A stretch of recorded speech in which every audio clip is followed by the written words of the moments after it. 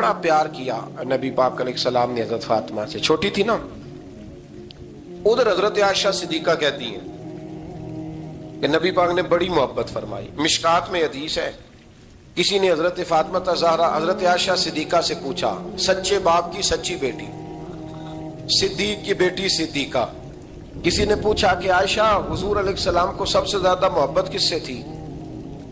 تو حضرت عائشہ فرمانے لگی پوچھنے والی بات ہی کوئی نہیں، حضور سب سے زیادہ سیدہ فاطمہ سے پیار کرتے تھے۔ تو کہا پھر یہ بتائیں کہ مردوں میں حضور کو سب سے زیادہ پیار کس سے تھا؟ فرمایا یہ بھی پوچھنے والی کوئی بات نہیں، فاطمہ کے شوہر مولا علی سے۔ یہ حضرت عائشہ صدیقہ بیان کرتی ہیں ان کے شوہر سے۔ اب لوگ نا ترازو لے کے بیٹھے رہتے ہیں اور تولتے رہتے ہیں۔ پیر سید فیض الحسن شاہ صاحب آلو مہاروی رحمت اللہ علیہ، ان کے پاس بھی ایک بندہ چلا گیا تو اس نے کہا جی بتائیں حضرت عائشہ افضل ہے کہ حضرت فاطمہ؟ تو آپ فرمانے لگے تجھے یہ سوال ہی نہیں کرنا چاہیے تھا، اس لیے کہ تیرے اور میرے پاس کوئی ترازو موجود ہے۔ اس نے کہا جی نہیں آپ بتائیں، بتانا پڑے گا۔ آپ فرمانے لگے نہیں بتاتا، کہنے لگا نہیں بتائیں، فرمانے لگے چل میں ایک بات بتا دیتا ہوں، فیصلہ گھر جا کے کر لینا۔ اس نے کہا بتائیں۔ آپ فرمانے لگے کہ عائشہ بیٹی ہے ابو بکر صدیق کی اور فاطمہ بیٹی ہے نبی پاک کی۔ تو فرمانے لگے کہ ابو بکر کی جو بیٹی ہے نا وہ نبی پاک کی بیٹی سے افضل نہیں ہو سکتی۔ اور پھر فرمانے لگے کہ فاطمہ زوجہ ہے مولا علی کی اور عائشہ زوجہ ہے مصطفیٰ کریم کی۔ تو فرمانے لگے جو علی کی بیوی ہے وہ نبی کی بیوی سے افضل نہیں ہو سکتی۔ تو وہ کہنے لگا جی نتیجہ کیا ہے؟ فرمایا گھر جا کے نکال لینا، نتیجہ تو گھر جا کے نکال، یہاں ترازو پکڑ کے نہ بیٹھ۔ ہاں جو حضرت عائشہ نے کہا اس پر غور کر۔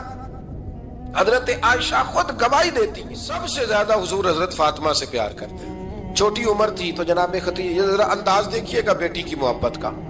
حضرت خدیجہ فرماتی ہیں حضور جب گھر آتے نا تو دروازے پہ کھڑے ہو کے اونچی آواز میں فرماتے السلام علیکم۔ کہتے ہیں حضور نہ سلام لیتے، میں جواب دیتی، اپنے گھر حضور آئے ہیں پر نبی پاک دروازے پہ ہی کھڑے ہیں۔ فرماتی ہیں کھڑے رہتے حضور، میں پھر تھوڑا ہنستی اور پھر میں کہتی فاطمہ سنتی ہو؟ اماں جی سنتی ہوں۔ فرمایا تمہارے ابا آ گئے ہیں دروازے پہ۔ تو فرماتی ہیں جناب فاطمہ وہاں سے دوڑ کے آتی اور رسول کریم کا دروازہ کھولتی، پھر نبی پاک کو انگلی سے پکڑ کے اندر لاتی۔ فرماتی ہیں جب تک وہ جاتی نہیں اللہ کے رسول دروازے پہ کھڑے رہتے، وہ انگلی پکڑ کے لاتی، پھر رسول کریم انہیں گود میں بٹھا لیتے۔ فرماتے ہیں وہ چھوٹی چھوٹی باتیں پوچھتی اور حضور ان کے بڑے بڑے جواب دیتے۔ وہ چھوٹی چھوٹی باتیں، بچپن کی ایک بات لکھی ہے ہمارے محدثین نے، ایک دن چھوٹی عمر میں، بالکل چھوٹی عمر میں حضرت فاطمہ نے پوچھا یا رسول اللہ میں اپنے رب کو کب دیکھوں گی؟ اللہ اکبر، عمر چھوٹی اور بات بڑی کر دی، میں کب دیکھوں گی؟ تو حضور نے فرمایا فاطمہ بڑی جلدی، رب کریم تمہیں جنت میں لے جائے گا اور ساری جنتی عورتوں کی سردار بنائے گا اور پھر میرا رب تجھے اپنا دیدار بھی کرائے گا۔ تو جناب فاطمہ تو زہرا رضی اللہ تعالیٰ عنہا چھوٹی چھوٹی باتیں کرتی ہیں۔ حضرت خدیجہ کہتی ہیں جب چلے جاتے نا حضور تو میں پھر بلاتی، میں کہتی ادھر آنا فاطمہ، کیا باتیں کر رہی تھی اپنے ابا سے؟ تو کہتی پھر وہ مجھے بتاتی بھی اور راضی بھی ہوتی۔ یہ سلسلہ آخر تک چلا، یہ حضرت فاطمہ سے راز کی باتیں کرنا حضور کا آخر تک چلا۔ بخاری مسلم میں حدیث، وہاں راوی حضرت خدیجہ ہے، یہاں راوی حضرت عائشہ صدیقہ ہے۔ جناب عائشہ صدیقہ کہتی ہیں حضور کے وصال ظاہری سے کچھ دن پہلے خود نبی کریم علیہ السلام نے حضرت فاطمہ الزہرا کو بلایا، اور جب وہ آئیں تو کہتی ہیں ان کو میں نے آتے دیکھا تو میں نے پھر حضور کو ان کے استقبال کے لیے کھڑے ہوتے بھی دیکھا، پھر حضور نے ان کا ماتھا چوما، جہاں بیٹھے تھے وہاں بٹھایا، پہلو میں بیٹھ گئے اور فرماتی ہیں پھر باپ بیٹی باتیں کرنے لگے۔ میں کوئی چیز بنا رہی تھی تو جناب عائشہ کہتی ہے میں نے دیکھا کہ حضور نے ان کے کان میں کوئی بات کہی تو جناب فاطمہ رونے لگ گئی، پھر حضور نے کان میں کچھ کہا تو وہ مسکرانے لگی۔ کہتی ہیں حضور وہ بات کر کے تشریف لے گئے، فاطمہ ابھی بیٹھی تھی، میں آئی، میں نے آ کے کہا کہ فاطمہ بتاؤ نبی کریم علیہ الصلوۃ والسلام نے آپ سے کیا کہا؟ کبھی ہنستی تھی کبھی روتی تھی، تو فرمایا حضور نے منع کیا ہے، یہ میرا اور میرے نبی کا راز ہے، میں حضور کی حیات ظاہرہ میں یہ بات کسی کو بتا نہیں سکتی۔ فرماتی ہیں کہ فاطمہ سے تو میں نے پوچھ لیا پر حضور سے پوچھنے کی تو جرت ہی نہیں تھی نا۔ لیکن وہ راز کی بات تھی. کچھ دن گزرے تو حضور بیمار ہو گئے, پھر کچھ دن گزرے تو حضور کا وصال ہو گیا. فرماتے ہیں کچھ عرصے کے بعد میں سیدہ فاطمہ الزہرا سے ملی تو میں نے کہا فاطمہ وہ بھید کھول تو دے, آج تو کھول دے وہ راز کیا تھا. آپ کو بلایا گیا, پھر آپ آئیں, پھر حضور نے بات کی, پھر نبی کریم علیہ السلام کے بات کرنے پر کبھی آپ روئیں کبھی آپ ہنسی, تو یہ کیا تھا؟ تو کہتی ہیں جناب فاطمہ پھر رونے لگی, کہنے لگی ہاں اماں جی اب میں پردہ کھول دیتی ہوں, اب میں راز بتا دیتی ہوں. حضور کا وصال ظاہری ہو گیا. فرمانے لگی مجھے حضور نے بلایا اور میرے کان میں فرمانے لگے فاطمہ وقت تھوڑا رہ گیا ہے, اب تیرے والد نے جانے کا پروگرام بنا لیا ہے, اب نہ ٹائم آ گیا ہے بچھڑنے کا. فرماتی ہیں جب میں نے یہ بات سنی تو میں رو پڑی, حضور آپ بچھڑ جائیں گے. کہتی ہے میں روئی. ذرا حدیث کے جملوں پہ غور کرنا. ماتی تھوڑی دیر گزری تو حضور نے میرے کان میں کہا فاطمہ پتر رو نا, بیٹے رو نا, میرے جانے کے بعد جو سب سے پہلے میرے پیچھے آ کے مجھے ملے گی نا بیٹی وہ تو ہی ہوگی. اللہ کرے میں سمجھا سکوں آپ کو بات.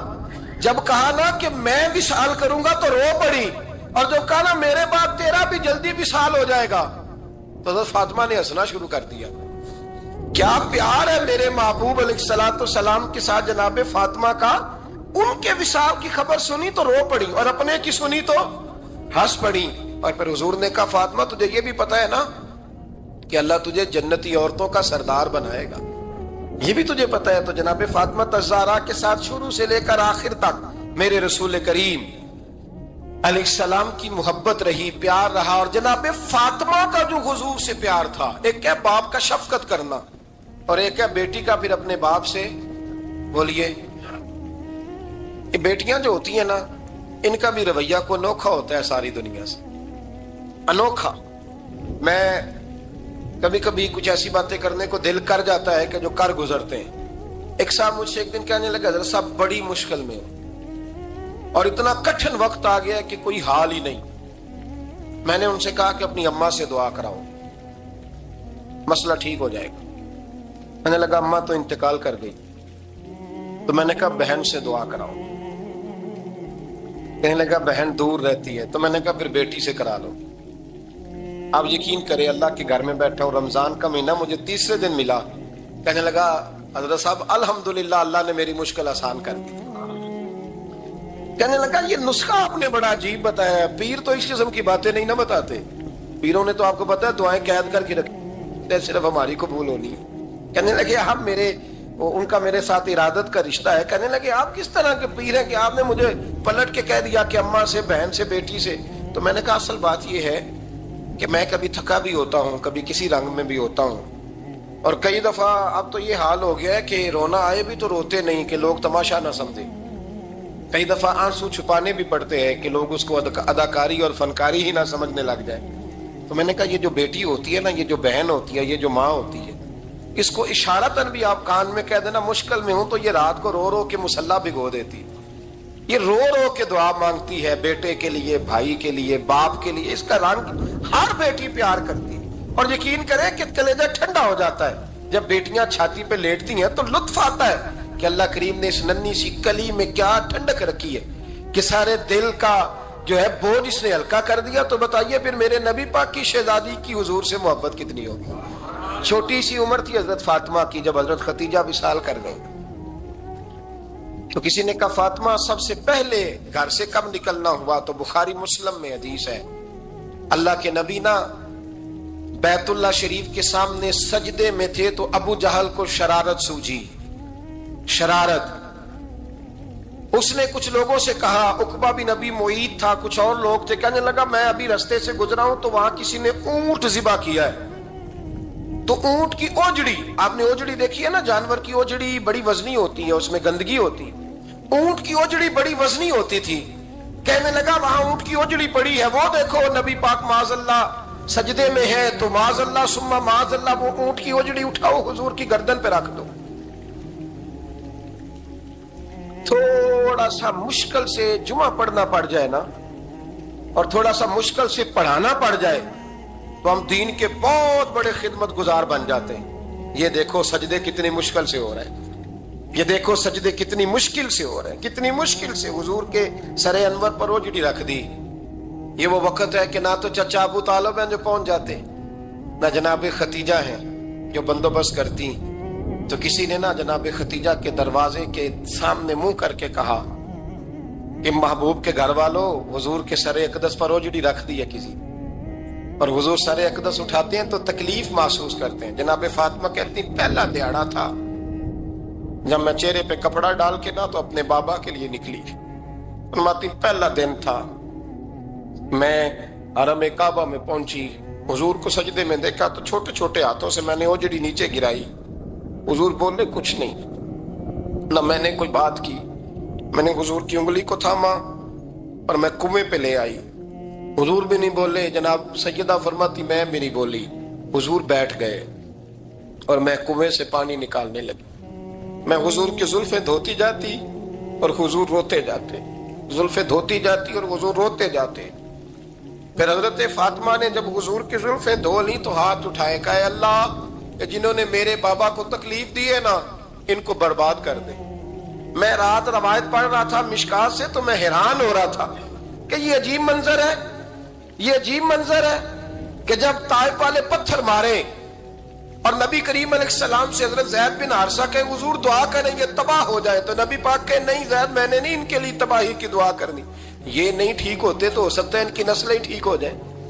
اور جب احد میں وہ لوگ پتھر مار کے دانت شہید کر دیں، حضرت ابوبکر صدیق جیسی ٹھنڈی طبیعت کا آدمی عرض کرے حضور دعا کریں یہ تباہ ہو جائے، تو حضور نے فرمایا اللہم اہد قومی فإنہم لا یعلمون، یا اللہ میری قوم کو ہدایت دے، یہ جانتے نہیں یہ کیا کر رہے ہیں۔ حضور نے کبھی بھی کسی کے لیے دعائے ضرر نہ فرمائی، لیکن آج یہ عجیب منظر ہے، شاید یہ واحد وہ وقت ہے کہ جناب فاطمہ الزہرا نے جب کہا نا کہ اے اللہ انہیں برباد کر دے، انہوں نے آج میرے والد کو تکلیف دی ہے، حضرت فاطمہ کی دعا سن کے تو حضور نے بھی ہاتھ اٹھائے، کہا اے اللہ جیسے میری بیٹی کہتی ہے نا ویسے ہی کر دے، اللہ کر دے انہیں برباد، فاطمہ جیسے کہتی ہے ویسے، اللہ کرے آپ کو سمجھ آئے میری بات کہ وہاں جہاں شدید تکلیف دی گئی وہاں حضور نے کسی کے لیے ایسی دعا، اور یہاں فرمایا اللہ جیسے فاطمہ کہتی ہے ویسے، اللہ اکبر۔ حضرت عبداللہ ابن مسعود کہتے ہیں کہ وہ دعا بھی میں نے سنی، اور پھر میں نے ان سب لوگوں کو جن کے لیے جناب سیدہ نے دعا کی تھی ان سب کو پھر میں نے بدر میں کٹتے ہوئے بھی دیکھا، میں نے ان کی لاشوں پر گھوڑے چلتے ہوئے بھی دیکھے، پھر میں نے دیکھا کہ صحابہ انہیں گھسیٹ کر کنووں میں ڈال رہے تھے،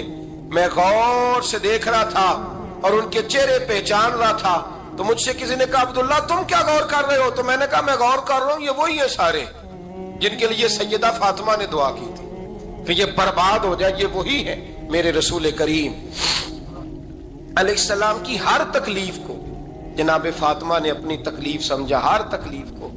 جب انسان کے دائیں بائیں کچھ لوگ ہوتے ہیں نا اس کے دکھ بھی سمجھنے والے، سکھ سمجھنے والے لوگوں کی تعداد لمبی چوڑی ہوتی ہے۔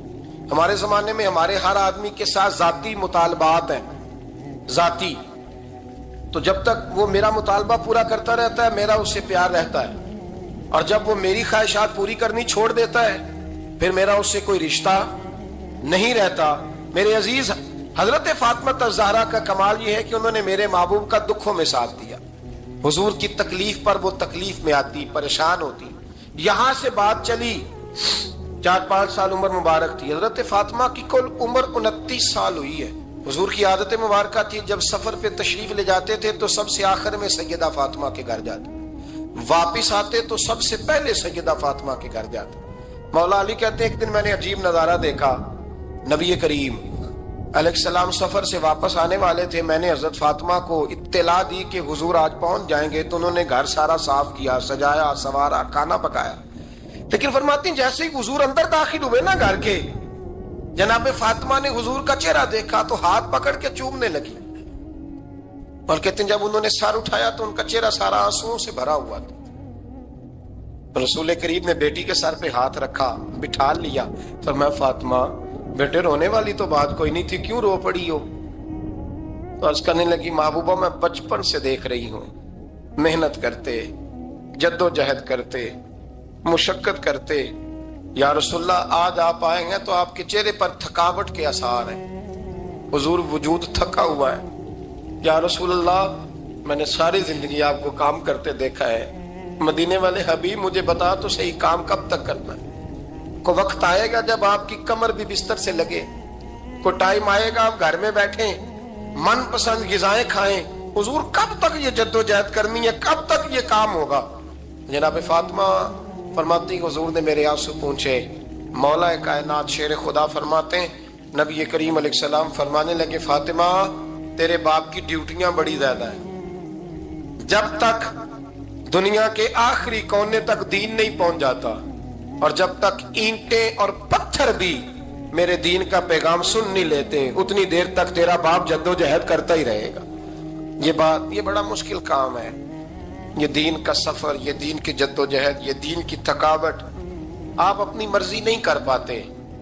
لوگ اپنی مرضی کے ساتھ جی نہیں پاتے جو اس رستے کے مسافر ہوتے ہیں، وہ دین کی پراپرٹی ہوتے ہیں، انہیں دین کے مطابق چلنا پڑتا ہے۔ تو جناب فاطمہ نے وہ سارے رنگ دیکھے رسول کریم علیہ السلام کی حیات مبارکہ کے، پھر یہ ساری کیفیت جب دیکھی نا کہ حضور اتنی محنت کرتے ہیں تو پھر جناب فاطمہ کو میرے نبی کی امت سے پیار بڑا ہو گیا صلی اللہ ہو۔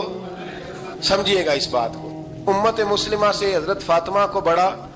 امام حسن کہتے ہیں میری اماں سارے کام کرتی تھی گھر کے، اب تو شہزادے ہیں نا ہمارے بچے، کام اور بچی، یعنی بچی میکے سے واپس آتی ہے تو سب سے بڑا دکھڑا یہ سناتی ہے کہ وہ کام بڑا کراتے ہیں۔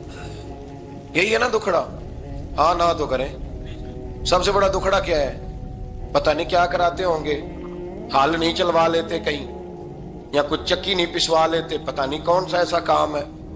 اور میں آپ ناراض نہ ہو جانا، میں بھی بیٹی کا باپ ہوں، میں بھی بہنوں کا بھائی ہوں، میں بھی اس بات کو سمجھتا ہوں، لیکن ایک بات ذہن میں رکھنا، یہ بات نہیں ہے کوئی کرنے والی کہ سارے بچی کے ماں باپ جمع ہو کے پہنچ جاتے ہیں ہماری بچی جی کام بڑے کرتی ہے۔ مثلاً کیا کرتی ہے؟ کیا کرتی ہے وہ؟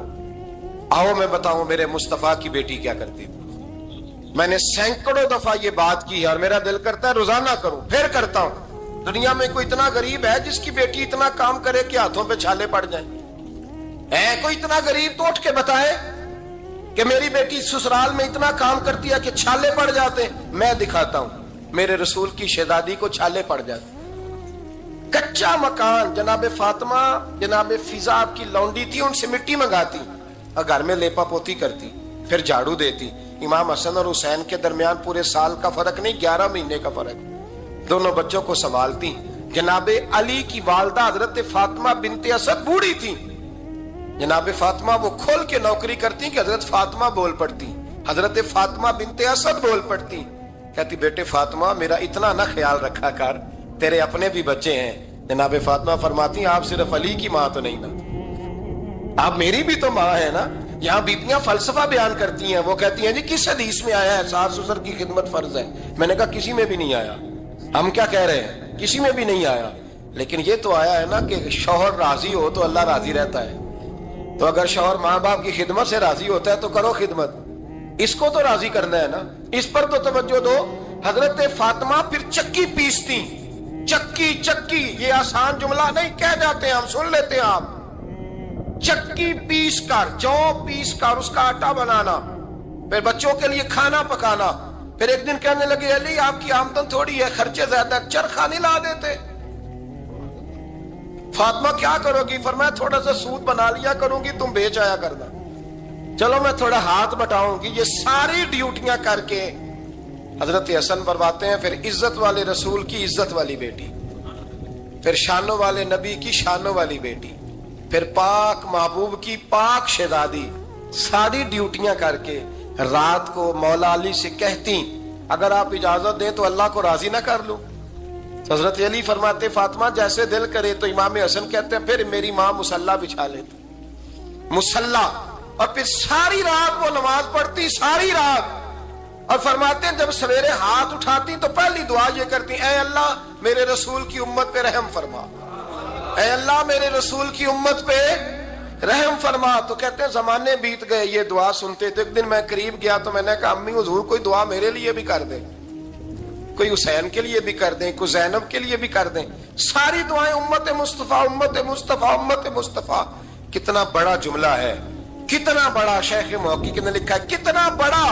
जनाब फातिमा फरमाने लगी तेरे लिए भी करती हूँ, हुसैन के लिए भी करती हूँ, ज़ैनब के लिए भी करती हूँ, सबके लिए करती हूँ, पर बेटा याद रखना फातिमा की दुआओं पर पहला हक मेरे रसूल की उम्मत का है। फातिमा की असल में बात बहुत खुशी की सुना दी मैंने आप, लेकिन आप वहीं सुस्त के सुस्त रह गए। ये किसी आम आदमी की दुआ नहीं, पीर साहब की, दरवेश साहब की रटी रटाई दुआ नहीं, ये सैयदा फातिमा की दुआ है। आपको इतना बड़ा खजाना मिल रहा है और आप समझे ही नहीं बात को। हजरत फातिमा फरमाने लगी मेरी दुआओं पर सबसे ज्यादा हक मेरे रसूल की उम्मत का है, तो मैं ये हक हमेशा अदा करती रहूंगी, मैं उन्हें दुआएं हमेशा देती रहूंगी।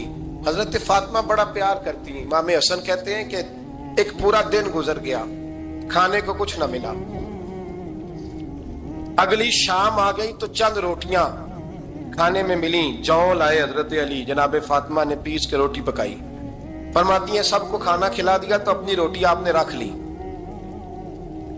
जब आप खाना खाने लगी, खाने पर हाथ ही रखा था कि दरवाजे पर किसी ने सदा दी। तो कहते हैं बोलने वाले के लफ्ज बड़े अजीब थे, जिसने सदा दी ना उसके लफ्ज बड़े अजीब थे। कहने लगे और रसूलुल्लाह की बेटी, मैं 2 दिन से फाके में हूं, तो मुझे पता है इस घर से रोटी जरूर मिलेगी। जनाब फातिमा ने ना खाना उठाया, इमाम हसन को कहने लगी बेटे दे आ। जनाब हसन कहते हैं मुझे बड़ी तकलीफ हुई, हम सब खाना खा चुके थे, मौला अली भी खा चुके थे, सिर्फ मेरी अम्मा ने नहीं खाया था। माँ और बेटे का प्यार, और फिर हसन हुसैन और सैयदा का प्यार। फरमाते मैंने कहा अम्मा जी आधी दे देते हैं, आधी आप खा लें, पूरा दिन गुजर गया आप फाके से हैं। तो कहते हैं हजरत फातिमा ने मेरे सर पे हाथ रखा, फिर मेरा माथा चूमा। कहने लगी बेटा तूने उसकी आवाज नहीं ना सुनी जिसने सदा लगाई, उसने ना तो अली से बात की ना तेरे साथ बात की, उसने तो कहा रसूलुल्लाह की बेटी। तुमने सदा नहीं ना सुनी, उसके लफ्ज क्या है, उसने तो मेरे साथ बात की। और फिर फरमाया बेटे मैं 1 दिन से फाके में हूं, वो 2 दिन से फाके में, मेरा 1 दिन गुजारा और हो जाएगा उम्मत के साथ। एक दिन ना एक नबी पाक की बारगाह में शख्स आया, उसने कलमा पढ़ा, कबीला बनु सुलैम से उसका ताल्लुक था। नबी करीम अलैहिस्सलाम ने उससे उसकी माली हालत पूछी, तो अर्ज करने लगा या रसूल अल्लाह सल्लल्लाहु अलैहि वसल्लम मेरे कबीले में 3000 लोग हैं और सबसे गरीब मैं ही हूं। नबी करीम सल्लल्लाहु अलैहि वसल्लम ने फरमाया इसकी मदद करो भाई। हजरत साद बिन उबादा उठे तो उन्होंने ना उसको कहा कि मेरी ऊँटनी बाहर खड़ी है, तो यहां से उठ के चल, मैं ऊँटनी तुझे देता हूं। मौला अली शेर खुदा उसी वक्त उठे और आपने अपने सर से इमामा शरीफ उतारा, फरमाया मैंने कल ही खरीदा है, ये मैं तुम्हें तोहफे में देता हूँ। हुजूर ने ना हजरत सलमान फारसी की ड्यूटी लगाई, फरमाया इसे सवारी भी मिल गई, कपड़े भी मिल गए, इसके खाने का बंदोबस्त कर, पता कर किस घर में खाना है तो ला। हजरत सलमान फारसी कहते हैं मैं गली में निकला तो पहली नजर मेरी सैयदा फातिमा के दरवाजे पे पड़ी।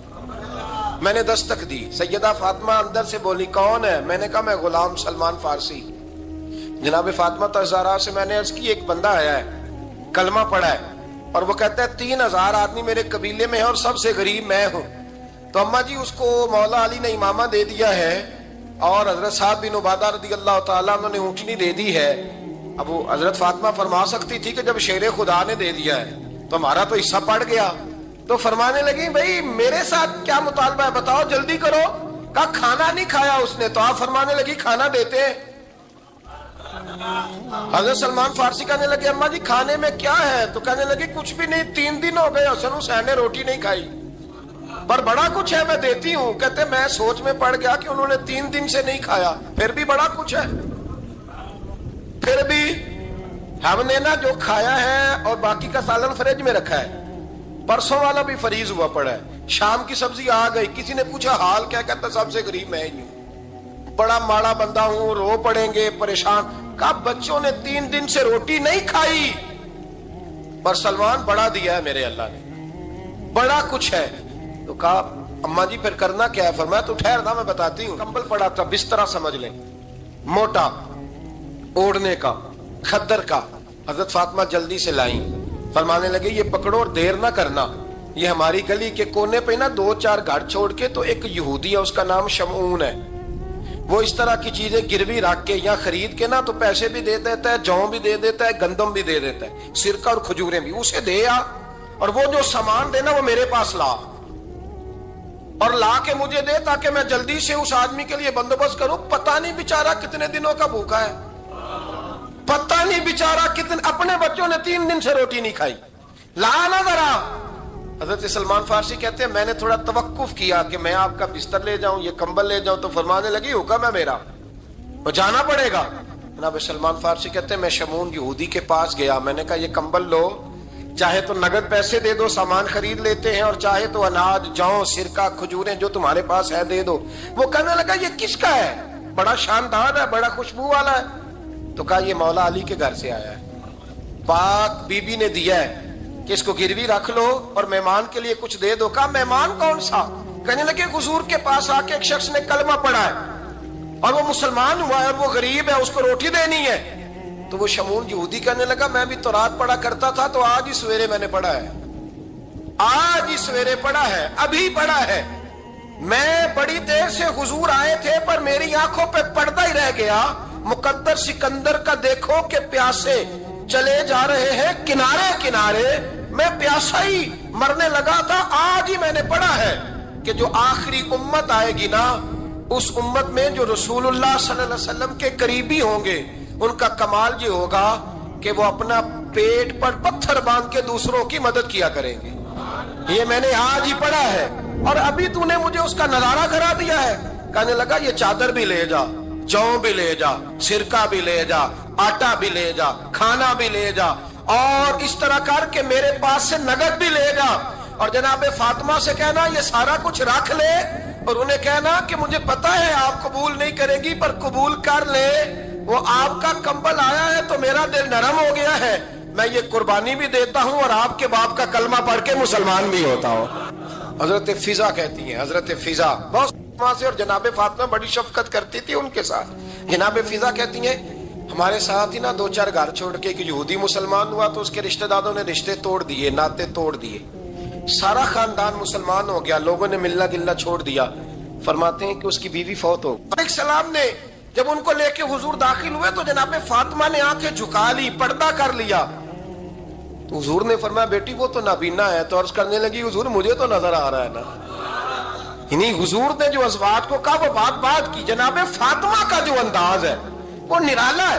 تو حضرت علی کہتے ہیں جناب فاطمہ نے جواب دیا کہ بہترین عورت وہ جسے نہ کبھی غیر محرم دیکھا ہو اور نہ غیر محرم نے کبھی، وہ بی بی نے بھی کبھی غیر محرم بندہ نہ دیکھا ہو، دیکھا ہی نہ ہو اس نے. یہ پوائنٹ ذرا مشکل ہے، سمجھنے والا ہے. تو حضرت علی کہتے ہیں میں وہاں سے گردن جھکائی اور بیچ آ کے بیٹھ گیا، بات ابھی جاری تھی.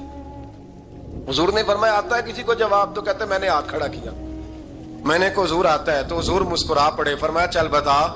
میں نے عرض کی حضور بہترین عورت وہ ہے کہ نہ کبھی اسے غیر محرم نے دیکھا ہو نہ اس نے کبھی غیر محرم دیکھا ہو. تو حضرت علی کہتے ہیں شاباش مجھے ملنی چاہیے تھی نا. حضور مسکرا پڑے، کہنے لگے میں نے تو پہلے ہی کہا ہے فاطمہ تو بدا تو منی، فاطمہ میرے جگر کا ٹکڑا ہے، میں نے تو بڑا پہلے کہہ دیا ہے. تو کہتے ہیں صحابہ میری طرف دیکھنے لگے کہ یہ تو تعریف فاطمہ کی ہونے لگ گئی ہے. تو میں نے کہا کیا کریں، اس محبوب کو بتایا ہے جس کے لیے اللہ نے کوئی پردہ رکھا ہی نہیں، سارے پردے کھول دیے. حضرت فاطمہ کے وصال کا وقت آیا، انتقال کا. تو حضرت اسماء بنت امیس کو بلایا اور بلا کے فرمانے لگی تو مجھے غسل دینا اور سوائے میرے شوہر مولا علی کے کسی اور سے مدد بھی نہ لینا. اور فرمانے لگی میں نے حبشہ کے بارے میں سنا ہے کہ وہاں جب بیویوں کا جنازہ اٹھتا تھا تو وہ لوگ چارپائی کے اوپر یوں کر کے اس طرح کر کے لکڑیاں لگاتے تھے، نیچے باندھ لیتے تھے اور لکڑی میں لچک ہو تو اوپر جا کے پھر اس کو باندھ دیتے تھے تو پردہ بن جاتا تھا. فرمایا میں نے علی کو بتا دیا ہے، تمہیں بھی بتا رہی ہوں، جنازہ میرا رات کو اٹھانا اور لکڑیاں لگا کے نا تو اوپر پردہ کر لینا، میرے وجود پر پڑی ہوئی چادر پر بھی کسی کی نظر نہیں پڑنی چاہیے. رات کو جنازہ اٹھانا اور رات کو مجھے دفن کر دینا. مدینہ منورہ میں حضور کے وصال ظاہری کے 6 ماہ بعد جناب فاطمہ الزہرا کا جنازہ اٹھا تو مسجد نبوی شریف سے ایک شخص اپنی داڑھی آنسوؤں سے بھگوتا ہوا نکلا. حضرت ابوبکر صدیق نے کھڑا کر کے پوچھا کیوں نبی پاک کے چچا عباس روتے کیوں ہو؟ حضرت عباس کہنے لگے پہلے حضور گئے تھے، اب نبی پاک کی تصویر بھی چلی گئی۔ کیا ہوا؟ کہ جناب فاطمہ کا وصال ہوا، پھر سے ایک دفعہ مدینے میں رات آئی، پھر سے شام ہوئی، پھر سے جنازہ اٹھا۔ شیر خدا علی المرتضیٰ رضی اللہ تعالیٰ عنہ نے، حضرت عباس نے، حضرت قسم الدین عباس نے، حضرت عبداللہ ابن عباس نے تدفین سے فارغ ہوئے۔ ایک روایت ہے کہ حضرت عباس نے جنازہ پڑھا، اور ایک مستند روایت ہے کہ حضرت ابو بکر صدیق نے جنازہ پڑھایا۔ اور جب جنازہ پڑھا کر کے باہر نکلے تو حضرت علی شیر خدا کی آنکھوں میں آنسو تھے۔ اتنے کالی روتے کیوں ہو؟ فرمانے لگے صرف فاطمہ نہیں گئی، مصطفیٰ کریم کی امت کے لیے دعائیں کرنے والا ایک بڑا ہاتھ رخصت ہوا ہے، ایک بڑا ہاتھ۔ جناب فاطمہ الزہرا نے 29 سال کی عمر مبارک گزاری۔ میں نے پہلے بھی ایک دفعہ یہ موضوع بیان کیا تھا تو میں نے بات کر دی تھی، کیونکہ میں نے نہیں کی، وہ بات کسی اور کی ہے، کرنی بڑی ضروری ہے۔ علامہ اقبال کہنے لگے، اسرار بے خودی میں لکھنے لگے کہ فاطمہ جو تو نے کیا ہے وہ کوئی نہیں کر سکتا۔ اقبال کہنے لگے فاطمہ جب تجھے دیکھتا ہوں نا تڑپ اٹھتا ہوں۔ کہنے لگے اے فاطمہ میرے رسول کریم نے نا میرے پاؤں میں شریعت کی زنجیریں باندھ دی ہیں، اگر مجھے شریعت منع نہ کرتی، حضور پابند نہ کرتے تو میں کعبے کا طواف نہ کرتا، تیری قبر کا طواف کرتا۔ فاطمہ تو نے 29 سال میں وہ انقلاب برپا کیا، امت پر وہ رحمت کی۔ علی کے گھر کی ہے عزت، علی سے سنتے ہیں، نبی کے گھر کی ہے عزت، نبی سے سنتے ہیں۔ وہ جس نے معزز کیا گھرانے کو، حسین پال کے جس نے دیا زمانے کو۔ اور میرے اعلیٰ حضرت فرماتے ہیں سیدہ زاہدہ طیبہ طاہرہ۔ کبھی آپ اگلا فقرہ سنیں نے تو بریلی کے امام نے حد کر دی، فرمانے لگے جان احمد کی راحت پہ لاکھوں سلام۔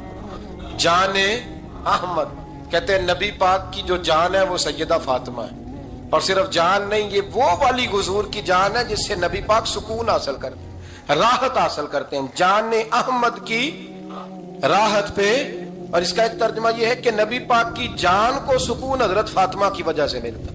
جان احمد کی راحت پہ لاکھوں سلام۔ اور حضرت حسنین کریمین کا ذکر کرتے ہوئے فرماتے ہیں آب تطہیر سے جس میں پودے جمے۔ حضرت فاطمہ کے بارے میں کچھ روایتوں میں یہ آتا ہے کہ عورتوں کی طرح انہیں حیض نفاس نہیں آتا تھا، اللہ نے پاک پیدا فرمایا، اور مولا علی تو پہلے ہی پاک ہے۔ تو فرماتے ہیں یہ جو بچے ہوئے نا یہ آب تطہیر سے جس میں پودے جمے۔ یہ بریلی کے امام کی محبت ہے سیدہ فاطمہ سے اور حسنین کریمین سے۔ کیا انداز ہے! کہنے لگے آب تطہیر سے جس میں پودے جمے، اس ریاض نجابت پہ لاکھوں سلام۔ اس ریاض، پتہ نہیں کہاں بیٹھ کے لوگ اہل بیت کی شان بیان کرتے ہیں، اہل بیت کی شان سننی ہے تو بریلی کے امام سے سنو۔ اس ریاض نجابت پہ کہتے ہیں حضرت فاطمہ صرف پاک نہیں، پاکیزگی کا پورا باغ ہے، پورا، یعنی ان کی چھاؤں بھی پاک ہے، ان کا سایہ بھی، ان کا پھل بھی، ان کی ٹہنیاں بھی، بولے تو صحیح یار، ان کی ٹہنیاں بھی، ان کی زمین بھی، اس ریاض نجابت پہ لاکھوں سلام۔ نبی پاک صلی اللہ تعالی علیہ وسلم کی نگاہ فیض سے جن لوگوں کی تربیت ہوئی اور پھر انہوں نے اپنے علم سے، اپنی حکمت سے، اپنی دانائی سے اور اپنی بے پناہ جرت اور بہادری سے دنیا میں بہترین نمونہ چھوڑا، ان میں سے ایک بڑا نام حضرت مولا علی شیر خدا کا ہے۔ بالعموم ہم یہ دیکھتے ہیں کہ جو لوگ بہت زیادہ بہادر ہوتے ہیں نا، میدانوں کے ہوتے ہیں، لڑنے، جہاد کرنے، جد و جہد کرنے کا مزاج رکھتے ہیں، ان کا علم سے شغف نہیں ہوتا، پڑھنا لکھنا، دانائی کی بات کرنا، حکمت کی بات کرنا ان کا کام نہیں ہوتا، وہ تو میدان کے لوگ ہیں۔ اور جو لوگ کتاب کے، علم کے، اس معاملے کے ہوتے ہیں، ان میں کئی دفعہ ایسا ہوتا ہے اللہ ماشاءاللہ کہ وہ لوگ کتاب کے تو ہوتے ہیں، علم حکمت کے تو ہوتے ہیں، لیکن میدان کے اندر تلوار لے کے بنفس نفیس شامل ہونا ان کے بس کی بات نہیں ہوتی۔ لیکن تاریخ میں حضرت مولا علی شیر خدا ایک عجیب فضیلت والی شخصیت ہیں کہ وہ اگر علم کی بات کریں تو ان سے زیادہ دانا کوئی نہیں، حکمت کی بات کریں تو ان سے زیادہ بہترین بات کرنے والا کوئی نہیں. ان کے پاس بیٹھا جائے تو انسان کی تربیت کرنے والا ان سے اچھا مربی نظر کوئی نہیں آتا. یہ ساری باتیں بھی مسلمہ ہیں، لیکن اگر وہ تلوار لے کے میدان میں نکل آئیں تو دیواریں ہلتی رہتی ہیں اور در کانپ جاتا ہے، اور علی کا نام سن کے اب بھی خیبر کانپ جاتا ہے. تو ایک تو حضرت علی شیر خدا رضی اللہ تعالیٰ عنہ کی زندگی میں یہ دو باتیں کہ علم، حکمت، دانائی، جذبہ، شوق جہاد کے لیے، اور پھر میدان کے اندر ثابت قدمی. اور تیسری بات جو بڑی متاثر کن ہے اور اپنی طرف کھینچتی ہے وہ یہ ہے کہ ان کی سادگی، ان کا عجز، ان کا خلوص، ان کا بالکل نارمل زندگی گزارنا، عام لوگوں کی طرح اپنے روزمرہ کے معاملات کو سر انجام دینا. جو آدمی کسی غیر معمولی حیثیت کا مالک ہو جاتا ہے نا، اس کا اٹھنا بیٹھنا عام لوگوں جیسا نہیں رہتا. اس کا کچھ نہ کچھ پروٹوکول ہو جاتا ہے، کچھ نہ کچھ اس کی آؤ بھگت ہو جاتی ہے. دو چار لوگ اس کے لیے کھڑے ہونے لگ جائیں تو اس کے ذہن میں بھی بات آتی ہے کہ میں کچھ چیز ہوں، اللہ معاف فرمائے. لیکن بالکل ایک سادہ زندگی، عام لوگوں کے لیے دستور عمل، یہ تین باتیں بڑی متاثر کن ہیں. آپ دیکھیے، سب سے پہلے تو ایک بات سمجھیں، اللہ تعالیٰ نے قرآن مجید میں فرمایا کہ ان الذین آمنوا وعملوا الصالحات سیجعل لهم الرحمن ودا. فرمایا بے شک وہ لوگ جو ایمان لائے اور جنہوں نے نیک اعمال کیے، رحمان لوگوں کے دلوں میں ان کی محبت پیدا فرما دے گا. حضرت عبداللہ ابن عباس رضی اللہ تعالیٰ عنہ فرمایا کرتے تھے اس آیت کا پہلا مصداق حضرت علی شیر خدا ہیں. کیوں؟ اس لیے کہ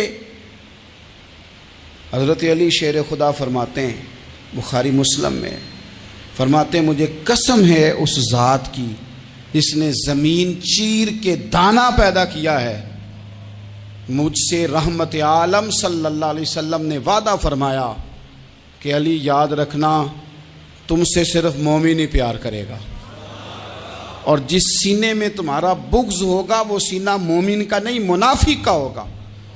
تم سے مومن پیار کریں گے، مومنوں کے دلوں میں کشش ہوگی تمہارے لیے، ان کے سینے کشادہ ہوں گے تمہارے حق میں.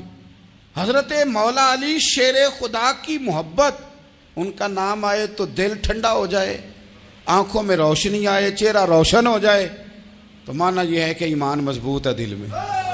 اور اگر بندہ کمزور ہونے لگ جائے، اگر اس کی کیفیات کوئی اور رنگ پیش کرے، تو معنی یہ ہے کہ ایمان سینے میں مضبوط نہیں ہے.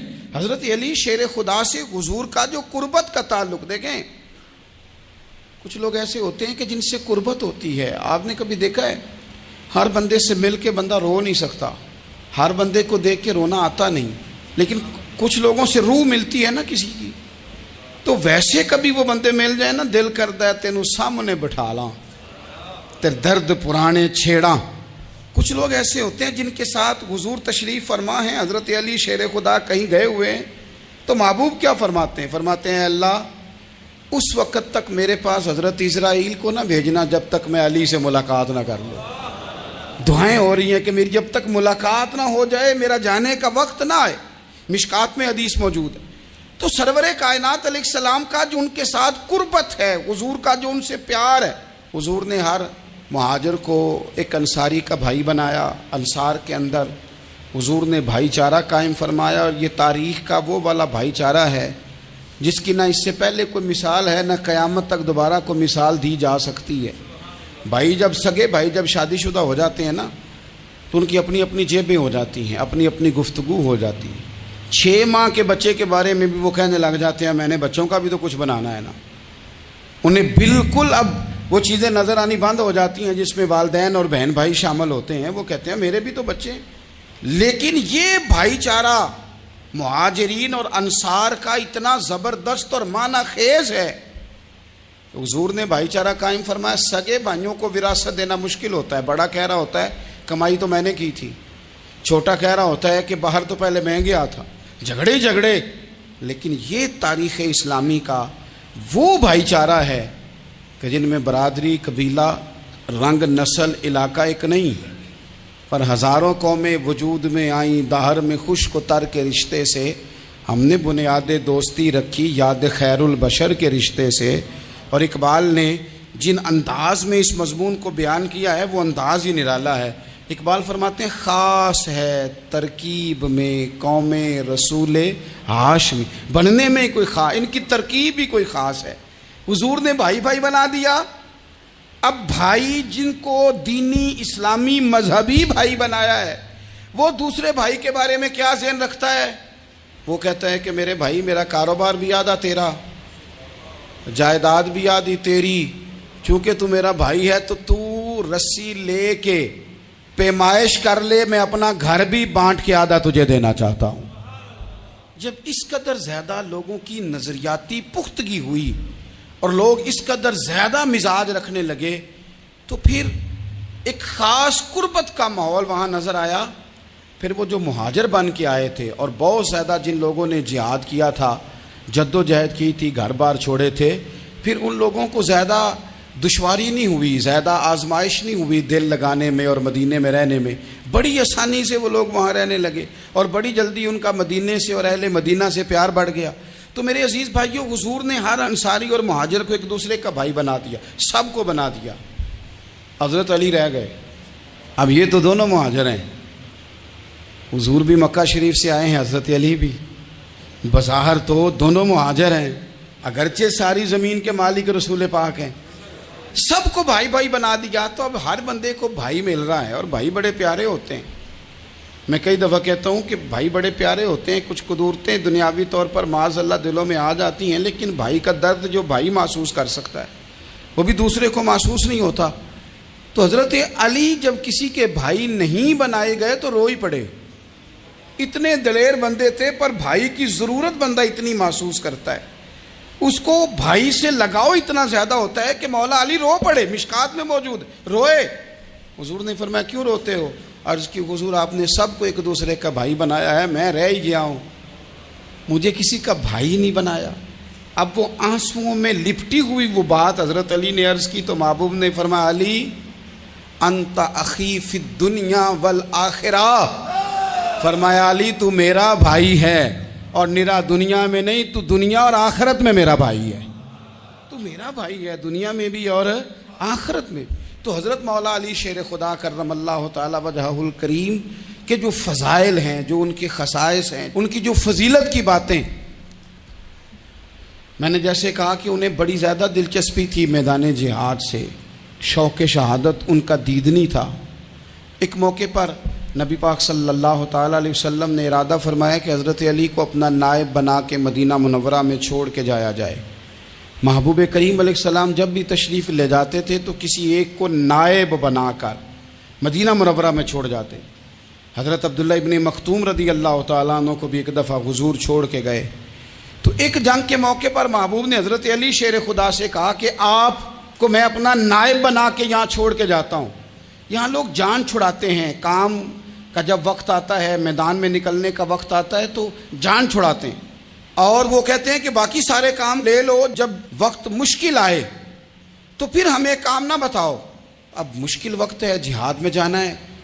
حضرت مولا علی شیر خدا کرم اللہ تعالی وجہہ الکریم کو حضور نے فرمایا کہ اس دفعہ میرا ارادہ بنا ہے کہ تمہیں چھوڑ کے جاؤں۔ تو حضرت علی کو چھوڑ کے جایا جا رہا ہے، ان کو مدینے میں رہنا ہے، میدان میں نہیں جانا۔ عام آدمی کتنا پسند کرتا ہے کہ میں آرام سے رہوں گا، لیکن حضرت علی کو اتنا شوق تھا میدان جہاد کا، اتنی تڑپ تھی ان کے دل کے اندر کہ عرض کرنے لگے یا رسول اللہ صلی اللہ تعالیٰ علیہ وسلم، رو پڑے، کہنے لگے حضور ساری دنیا میدان میں جہاد کرے گی اور میں یہاں عورتوں اور بچوں کے پاس رہوں گا، میں یہاں عورتوں اور بچوں کے بیچ وقت گزاروں، حضور مجھے لے کے جائیں۔ تو وہاں بھی حضور نے محبت کی بات سمجھائی، فرمایا علی جب حضرت موسیٰ کوہ طور پہ گئے تھے تو اپنے بھائی جناب ہارون کو چھوڑ گئے تھے، تو تم بھی تو میرے لیے اسی طرح ہو نا جس طرح موسیٰ کے لیے ہارون تھے، لیکن فرمایا یہ یاد رکھنا میرے بعد نبی کوئی نہیں، حضرت موسیٰ بھی نبی ہیں اور جناب ہارون بھی نبی ہیں علیہم السلام، لیکن وہ انہیں چھوڑ کے گئے تھے، میں تمہیں چھوڑ کے جا رہا ہوں۔ کہ ایک بات اپنے ذہن کے اندر بٹھانا کہ میرے بعد کوئی نبی نہیں آئے گا۔ تو عزیز بھائی، حضرت مولا علی شیر خدا کا جذبہ جہاد، اچھا پھر میں نے دیکھا ہے جس زمانے میں اور آپ رہ رہے ہیں، اس زمانے میں لوگ کمزور ہوتے جا رہے ہیں نفسیاتی طور پر. ڈری ڈری سی باتیں لوگ کرتے ہیں، سہمے سہمے سے جملے بولتے ہیں، اور یہ ہر بندے کا اپنا الگ ڈر ہے. دانشوروں نے لکھا ہے کہ غریب آدمی کا ڈر تھوڑا ہوتا ہے، اور جو اونچے عہدے پہ چلا جائے اس کا ڈر، یعنی زیادہ ہاتھ اپوزیشن کے نہیں بندے ہوتے، حکومت کے بندے ہوئے ہوتے ہیں. لوگوں کو ساتھ لے کے اپوزیشن نے نہیں چلنا ہوتا، حکومت نے چلنا ہوتا ہے. تو حکومت میں جب لوگ ہوتے ہیں تو ان کے اندر کمزوری آ جاتی ہے. جب آپ بڑے عہدے پہ چلے جاتے ہیں تو آپ کی مجبوریاں بھی بڑی ہو جاتی. ہر آدمی کہیں نہ کہیں کمزور پڑتا ہے. اور ہمارے ہاں تو لوگ ذرا بیمار ہو گئے تو گئے. اور آج کل جو سب سے بڑا مسئلہ ہے وہ یہ ہے کہ لوگ کیا کہیں گے، اور لوگوں نے بڑے بڑے لوگوں کو پاگل کر دیا ہے. بڑے بڑے لوگوں کو. ہمارے علماء نے ایک بات لکھی ہے کہ ایک دفعہ نا ایک استاد صاحب سبق پڑھانے کے لیے آئے تو طالب علموں نے ارادہ کیا کہ آج استاد جی کو بیمار کرنا ہے. یہ جو آپ کے مشیر ہوتے ہیں نا ارد گرد، ان کی پڑتال بھی بڑی ضروری ہوتی ہے کہ یہ خبر کون سی لے کے آ رہے ہیں اور یہ کس طرح سے گائیڈ کر رہے ہیں. ہمیں تنقید کرنے والا بندہ اچھا تو نہیں لگتا، لیکن تنقید کرنے والے جو ہوتے ہیں وہ ہمیں نکھارتے ہیں.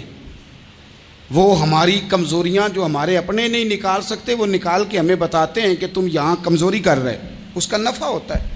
طالب علموں نے ارادہ کیا ایک دفعہ، یہ ہم جو اتنی زیادہ توجہ کرتے ہیں نا لوگوں کی باتوں پہ، لوگ کیا کہیں گے. میں کئی دفعہ دوستوں سے عرض کرتا ہوں زیادہ وضاحتیں نہ دیا کریں، زیادہ وضاحتیں دینے سے بھی بندہ کمزور ہو جاتا ہے. ہر وقت کا انداز وضاحتوں کا اور ہر وقت دفاعی محاذ پہ نہیں کھڑے رہنا چاہیے. وہ ارادہ کر لیا لوگوں نے، طالب علموں نے، کہ استاد جی کو بیمار کرنا ہے. تو استاد صاحب چنگے بھلے اچھے بھلے صحت مند آئے، کلاس میں داخل ہوئے تو پہلا شاگرد کہتا ہے استاد جی خیر ہے، آنکھیں بڑی سرخ ہیں. میں چل دوڑ جا بیوقوف آدمی، میں بالکل ٹھیک ہوں، چل کلاس میں بیٹھ. چل تھوڑا سا آگے گئے تو دوسرا شاگرد، انہوں نے اب 10-15 نے ارادہ کیا ہوا تھا، دوسرا کہنے لگا خیریت ہے، بڑے کمزور کمزور لگ رہے ہیں. اس نے کہا میں بالکل ٹھیک ہوں، کمزور کا چل دوڑ جا اپنا کام کر. وہ تیسرے کے پاس گئے تو کہنے لگا استاد صاحب خیر ہے، آپ کے تو مجھے ہاتھ بھی کامتے دکھائی دے رہے ہیں. اس نے کہا اچھا واقعی. اب چوتھے نے بھی یہی بات کی، پانچویں نے یہی بات کی. تو آدھا گھنٹہ گزرا تو استاد جی کو سچ مچ بخار چڑھ گیا، تو چھٹی پہ چلے گئے. کیوں؟ باتوں پہ توجہ ہے نا. لوگوں کے سامنے ہم لوگوں کی باتوں کے مطابق اپنے معاملات کو ترتیب دیتے ہیں نا. کچھ لوگ سوشل میڈیا دیکھ کے نظریہ قائم کرتے ہیں، کچھ ہوا دیکھ کے نظریہ قائم کرتے ہیں. وہ قائد اعظم محمد علی جناح کی ایک بات نہیں بھولتی کہ انہوں نے کہا تھا، ہندو لیڈر جو تھا جس کو لوگ گاندھی کہتے تھے، اس سے کہا تھا تیری اور میری سیاست میں فرق ہے، تو لوگوں کا رجحان دیکھ کے فیصلہ کرتا ہے، اور میں، قائد اعظم کہنے لگے، میں فیصلہ کر کے لوگوں کا رجحان ادھر کر دیا کرتا ہوں. یہ کمال ہوتا ہے کسی شخص کا کہ اس کا اپنا نظریہ غالب آئے، بجائے اس کے کہ وہ دیکھے آج کل لوگ کیا کہہ رہے ہیں تو لہذا میں اس طرح کا ڈال جاؤں. لوگ تو ایک وقت کے لیے کچھ کہتے ہیں، پھر اگلے 4 گھنٹوں میں کچھ اور کہتے ہیں. حضرت مولا علی کے مزاج میں استقامت ہے. اور جو لوگ جو بہت زیادہ پراپوگنڈا کرتے ہیں اور بہت زیادہ کسی کے بارے میں بات کرتے ہیں، ان کا وہ مزاج نہیں، ان کی وہ طبیعت نہیں، وہ اپنے حساب سے فیصلہ کرتے. ایک شخص تھا عمر بن عبد ود، 90 سال کا بوڑھا، لیکن جب تلوار لے کے میدان میں آتا تھا تو 1000 آدمی کے مقابلے میں لڑتا تھا. اور لوگ جگہ جگہ یہ کہتے تھے تو اس طرح ہے جس طرح عمر بن عبد ود لوگوں کو ڈراتا ہے، تو اس طرح ہو گیا. یہ اس کے ارد گرد کے لوگ اس کی مثالیں دیتے تھے. جنگ خندق جب ہو رہی تھی تو یہ مقابلے میں آ گیا. تو حضرت علی المرتضیٰ شیر خدا کرم اللہ تعالی وجہ الکریم بھی تشریف فرما تھے. اب پورے عرب کے اندر اس کے بارے میں یہ کہا جاتا تھا کہ اس سے نہ لڑو، وہ تو خونخوار ہے، وہ تو درندہ ہے، وہ تو جنگلی شیر کی طرح آتا ہے، وہ تو کاٹ کھانے کو دوڑتا ہے، اس سے کون لڑے. ایک خیال تھا. اور وہ پراپوگنڈا بعض اوقات اتنا زیادہ کسی کے بارے میں ہوتا ہے کہ ذہن میں، بچے لوگ آتے ہیں نا بچہ دم کرانے کے لیے تو کہتے ہیں پیر صاحب بڑا ضدی ہے، کسی کی بات نہیں مانتا، باقی بچے ٹھیک تھے، یہ تو بڑا ہی نالائق نکل آیا ہے. تو میں کہتا ہوں کہ آپ اس کے سامنے یہ والی باتیں نہ کریں، یہ پکا ہو جائے گا کہ میں ضدی ہوں. تو آپ ذہن بنا رہے ہیں اس کا کہ تو اس طرح کا ہے. ذہن بنا دیا لوگوں نے کہ عمر ابن عبد ود کے مقابلے میں کوئی نہیں آ سکتا. خندق میں یہ آیا، اس نے للکارا مسلمانوں کو، آؤ وہ تمہاری جنت کدھر ہے جس کے بارے میں تم کہتے ہو کہ ہم شہید ہوں گے، تو آؤ میرے مقابلے میں نکلو. جب اس نے پہلی دفعہ للکارا تو ابھی بات ختم نہیں ہوئی تھی کہ مولا علی تلوار لے کے اللہ اکبر کہتے کھڑے ہو گئے. हुजूर ने फरमाया बैठ जाओ। हजरत अली फिर बैठ गए। वो फिर पुकारा, उठो कोई मेरे मुकाबले में। तो मौला अली शेर खुदा फिर खड़े हो गए, फिर खड़े हो गए। हुजूर ने फरमाया बैठ जा। एक शख्स ने कहा अली ये अमर बिन अब्द वुद हैं। फरमाया मुझे पता है। नहीं समझे आप बात, मैं आपको समझा के लाया हूँ पीछे से कि प्रोपेगेंडा करते हैं ना लोग, हो आगे ना जाना, यहाँ करंट बड़ा ज़्यादा है, वोल्टेज बड़े सख्त हैं, तू आगे ना बढ़ना। भाई क्या हो जाएगा, उठ बांध कमर क्यों डरता है, फिर देख खुदा क्या करता है। हजरत अली तीसरी दफा उसने कहा ना है कोई, तो हजरत अली फिर उठे। अब तो रसूल पाक सल्लल्लाहु ताला अलैहि वसल्लम ने थपकी दी। बाज़ जगह यह है कि हुजूर ने खुद तलवार थमाई, सर पे इमामा बांधा और हुजूर ने फतह याबी की दुआ फरमाई। हजरत अली घोड़े पे बैठे निकले और जब उसके सामने गए तो जाके कहने लगा मेरा पता है। हजरत अली फरमाने लगे तू अपना छोड़, मेरा पता है तुझे, मुझे तू जानता है। कहने लगा मैं 1000 के मुकाबले में अकेला लड़ता हूं। हजरत अली शेर खुदा फरमाने लगे पता नहीं तू किन से लड़ता रहा है, जाने वो कौन है जिनसे तू लड़ता रहा है, वो कौन 1000 थे जो तेरे मुकाबले में आते थे, पता नहीं। तो कहने लगा मेरा नाम मेरी माँ ने अमर बिन अब्द वुद रखा है। फरमाया छोड़ तू, मेरी माँ ने मेरा नाम हैदर रखा है। कहने लगा तेरी उम्र छोटी है, कोई बड़ा ला। फरमाने लगे ये तो जब पंजे में पंजा मिलेगा तो पता चलेगा उम्र किसकी छोटी है। अभी तू कहानियों से मुतासर करना चाहता है, तू चाहता है कि तू प्रेशर डाले और मैं तेरी बात सुनूं, तो मुकाबले में आ, डींगे ना मार, कहानियां ना सुना। दीवारें हिलती रहती हैं और दर कांप जाता है। अली का नाम सुन के अब भी खैबर कांप जाता है। तू मुकाबले में आ, तू बातें बना रहा है, कहानियां सुना रहा है।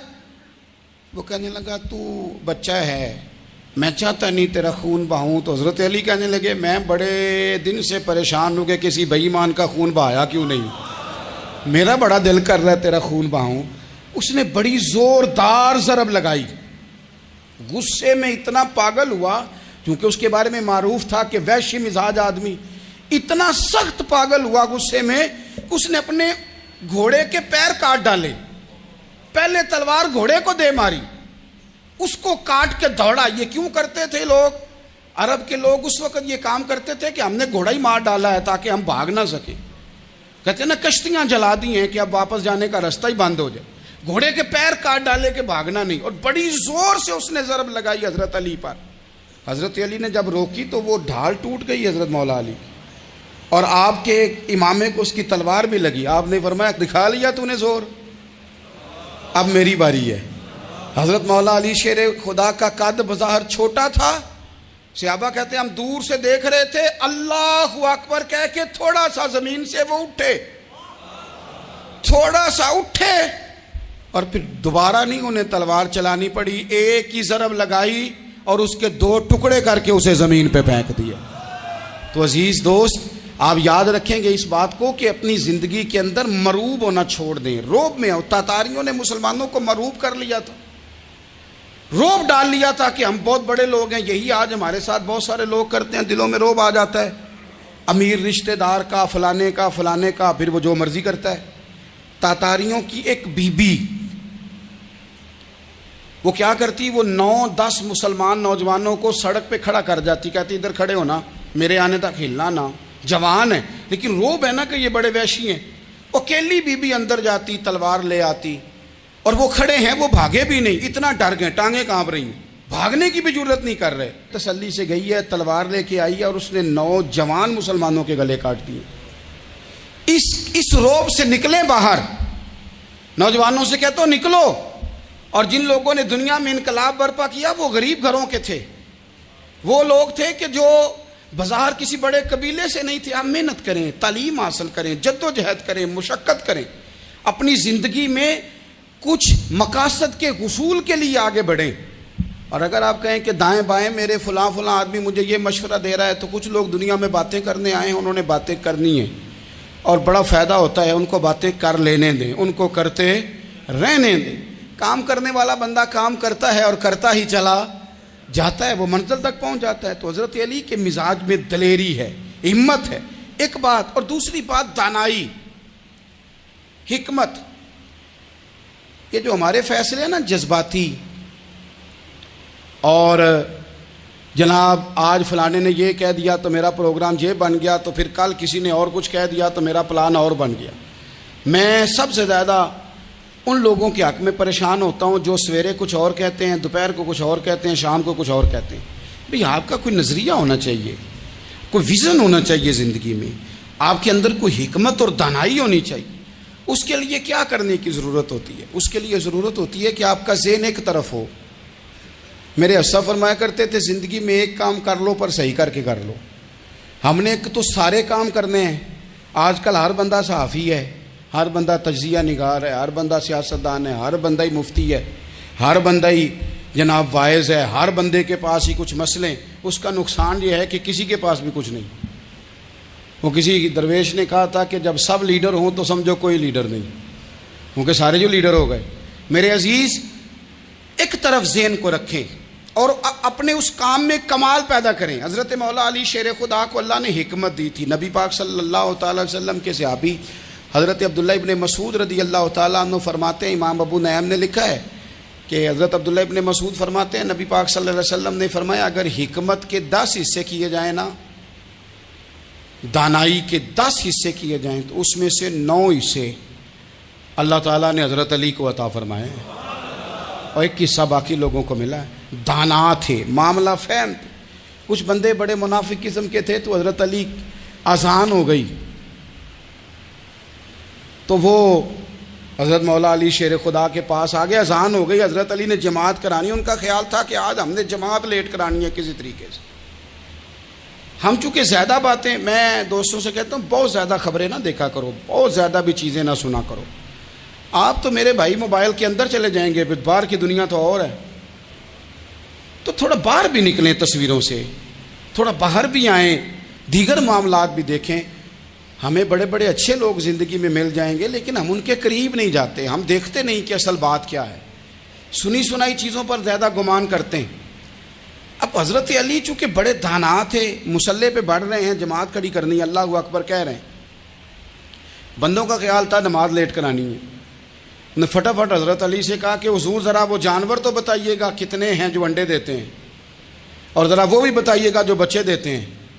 یہ ذرا اب کتنے کو بندہ جانور گنے، آہستہ آہستہ بندہ شمار کرے، وہ بکری جو ہے وہ بچہ دیتی ہے، مرغی انڈا دیتی ہے، اور گائیں جو ہے وہ بچہ دیتی ہے، اور بطخ جو ہے وہ انڈا دیتی ہے۔ بندہ تو یہ گننے لگ جائے تو حضرت علی شیر خدا یہاں ہاتھ ہیں، فرمانے لگے گھر جا کے گن لینا، موٹی سی بات بتاتا ہوں، جن جانوروں کے کان باہر ہوتے ہیں وہ بچے دیتے ہیں، جن کے اندر ہوتے ہیں وہ انڈے دیتے ہیں۔ اللہ اکبر، نماز کی نیت باندھ لی، تم گننا گھر جا کے۔ موٹی سی بات بتا دیتا ہوں، وہ صاحب کہتے ہیں میں حضرت علی رضی اللہ تعالیٰ عنہ کو الجھانے آیا تھا، میں خود بڑا الجھ گیا۔ یہ کیا ماجرا ہے، کیا معمہ ہے کہ 2 فکروں میں انہوں نے بات کو سمیٹا اور کمال کر دی۔ کہنے لگے گھر جا کے گننا، یہاں ٹائم نہیں، نماز کا وقت ہے، بس جن کے کان اندر ہے نا وہ انڈے دیتے ہیں، اور جن کے باہر ہیں وہ جا جا کے حساب کرنا۔ آپ ڈھونڈ لیں، تلاش کر لیں، چلے جائیں ماہرین کے پاس، پر شیر خدا شعر ہی ہے۔ حضرت مولا علی کے جملوں میں کمال ہے، ان کی دانائی، ان کا تدبر، ان کی حکمت، ان کا فہم، ان کی فراست، ان کا کمال۔ ایک شخص بڑی دور سے آیا، اس نے کہا حضور مجھے نا لمبی باتیں یاد نہیں رہتی، 2 باتیں بس بتا دیں میں عمل کروں تو زندگی بن جائے، 2 باتیں۔ تو حضرت علی فرمانے لگے لمبی امیدیں نہ لگانا، لمبی امیدیں نہ لگانا، موت کا پتہ نہیں کب آ جائے گی۔ منصوبہ بندی ضرور کرنا آنے والی نسلوں کے لیے، اپنی ذات کے لیے لمبی امیدیں نہ باندھنا، یہ بھی کر لوں گا، یہ بھی کر لوں گا۔ ہم ریٹائر نہیں ہوتے زندگی بھر، پلان پہ پلان، پلان پہ پلان۔ تو اگر ہم پلان کر رہے ہوتے ہیں تو جو ہمارے نیچے ہوتے ہیں وہ ہمیں ریٹائر کرنے کا پلان کر رہے ہوتے ہیں۔ اولادیں تک والدین کو کمزور کرنے کے در پہ ہوتی ہیں کہ اب یہ ہٹے تو ہماری باری آئے۔ حضرت علی فرمانے لگے 2 کام، ایک تو لمبی امید نہ باندھنا، اور دوسرا فرمایا اپنے نفس کی خواہش کی پیروی سے بچنا۔ دنیا میں رسوا وہ لوگ ہو جاتے ہیں جو اپنے نفس کی خواہش کی پیروی کرتے ہیں، وہ بزدل ہو جاتے ہیں جو خواہشات نفسانی کے پیچھے بھاگتے ہیں۔ یہ کام نہ کرنا۔ تو دانائی اللہ تعالیٰ نے انہیں دی۔ پھر مزاج میں سادگی اور بلا کی سادگی۔ جوانوں، سادہ زندگی آسان ہوتی ہے. یہ جو زیب و زینت والی زندگی ہے یہ مشکل بڑی ہے. آپ یقین کریں جن لوگوں نے کپڑے پہننے ہیں نا پردے کے لیے وہ بڑے سوکھے ہیں، جو بھی مل گیا پہن لیا، اور جنہوں نے دکھانے کے لیے پہننے ہیں وہ بڑی مصیبت ہے کہ یار میں نے اتنا مہنگا جوڑا پہنا ہے، کسی نے تعریف ہی نہیں کی. کوئی تعریف کر دے تو پھر کہتے ہیں دیکھا نا آنکھیں چندھیا گئی نا دیکھ کے، اور نہ کرے تو کہتے ہیں جال ہی گیا ہے پورا، ایک جملہ نہیں بول سکا. چونکہ مزاج ہے نا. یہاں جو آدمی کھیت سے اٹھ کے آیا نا چارہ کاٹتا، تو اس کو جہاں بھی موقع ملے گا اس نے بیٹھ جانا ہے، جمعہ پڑھنا نکل جانا ہے. اور جس بچے نے 4-5 ہزار بالوں والوں کو دیا ہے نا سیدھے کر دے ذرا میرے، وہ بڑا پریشان ہے کہ میں نے اتنی محنت کی ہے کسی بندے نے دیکھا بھی نہیں. سادہ زندگی آسان ہوتی ہے، بندہ سوکھا رہتا ہے. اور جو تکلفات والی زندگی ہے، لوگ تعریف کریں لوگوں سے کچھ، وہ مشکل ہے. حضرت مولا علی اتنی حکمت، اتنی دلیری، اتنے بڑے آدمی، لیکن ایک دن نا نبی پاک صلی اللہ تعالیٰ علیہ وسلم کو پتہ چلا کہ حضرت فاطمہ زہرا میں اور جناب علی میں کسی بات میں رائے کا اختلاف ہوا ہے. تو حضرت علی ناراض ہو کے چلے گئے، حضور ڈھونڈنے نکلے. یہ بخاری میں موجود ہے. سرکار ڈھونڈنے نکلے تو دیکھا کہ حضرت علی نا مسجد نبوی کے ساتھ ننگی زمین پر ایک چادر بچھائی تھی. تو وہ جب سوئے حضرت علی تو آپ نے کروٹیں بدلی تو چادر بھی تھوڑی سی رک گئی. تو سارے کپڑوں کو مٹی لگی ہوئی ہے اور آرام سے حضرت مولا علی شیر خدا آرام کر رہے ہیں. میں جوانوں آپ سے کہتا ہوں یہ زندگی سوکھی ہوتی ہے.